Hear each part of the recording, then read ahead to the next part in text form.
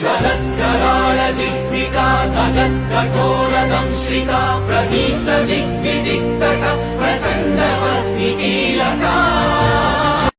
ராமானுஜாய நமக. ஸ்ரீமதே நிகமாந்த மகாதேசிகாய நமக. காவேரி விரஜாசையம் வைகுண்டம் ரங்கமந்திரம் சவாசுதேவக ரங்கேஷேக பிரத்யக்ஷம் பரமம் பதம் ஆனந்தரூபே நிஜகுடரூபே பிரம்மஸ்ய ரூபே ஸ்ருதிகுடிரூபே சசாந்தரூபே ரமணீயரூபே ஸ்ரீரங்கரூபே ரமதாம் மனோமே. அகலகில்லேன் இறையுமென்று அலர்மேல் மங்கை உரைமார்பா நிகரில் புகழாய் உலகம் மூன்றுடைய என்னை ஆழ்வானே.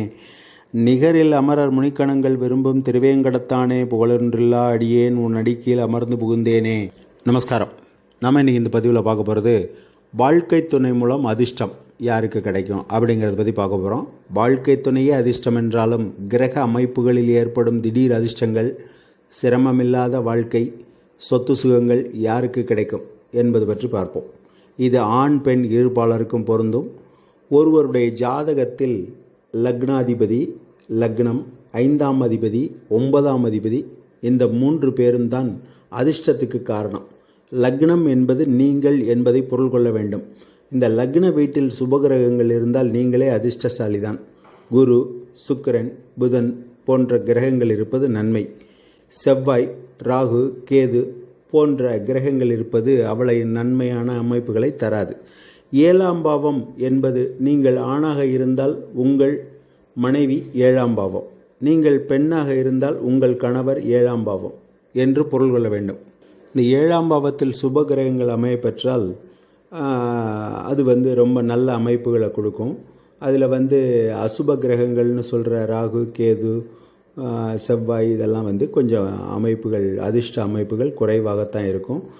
இந்த சுப கிரகங்களில் குரு பார்த்துட்டார்னா அது இன்னும் சிறப்பு. லக்னாதிபதியும் 7ஆம் அதிபதியும் கெடாமல் பார்த்து கொண்டால் ஒரு ஜாதகர் நல்ல ஒரு சிறப்பான நிலைமையை அடையலாம். எந்த சிரமத்தையும் எதிர்கொள்ளலாம், எந்த யோகத்தையும் அனுபவிக்கலாம். அடுத்ததாக 8ஆம் பாவம், 8ஆம் அதிபதி இவங்க நல்ல நிலைமையில் இருந்தாக்க அது கணவனாக இருந்தால் மனைவிக்கும், மனைவியாக இருந்தால் கணவனுக்கும் மிகுந்த அதிர்ஷ்டத்தை தரும். எப்படின்னாக்க லக்னங்கிறது நீங்கள், 7ஆம் பாவங்கிறது உங்களுடைய வாழ்க்கை துணை, 7ஆம் பாவத்துக்கு 2ஆம் பாவம் அப்படி பார்க்கணும். 7ஆம் பாவத்துக்கு 2ஆம் பாவம்னா அது 2ஆம் பாவம்னா குடும்பம். அப்போ மனைவியோட, கணவனாக இருந்தால் மனைவியோட குடும்ப அமைப்புகள், மனைவியாக இருந்தால் கணவனோட குடும்ப அமைப்புகள். 8ஆம் அதிபதி நல்லா இருந்தாக்க அதன் மூலமாக மனைவி மூலமாகவோ கணவன் மூலமாகவோ அவங்க குடும்பத்தார் மூலமாகவோ நல்ல ஒரு செல்வாக்கு ஒத்துழைப்புகள் கிடைக்கும் அப்படிங்கிறது பொருள். அப்போ 8ஆம் அதிபதிங்கிறது உங்கள் வாழ்க்கை துணையோட குடும்பம் அப்படிங்கிறத நம்ம பொருள் கொள்ளணும். அது நல்ல அமைப்புகளில் இருந்தால் அவங்க மூலமாக உங்கள் வாழ்க்கை வளமாகவும் வாழ்க்கை துணை பலமாகவும் அமைய பெறலாம்.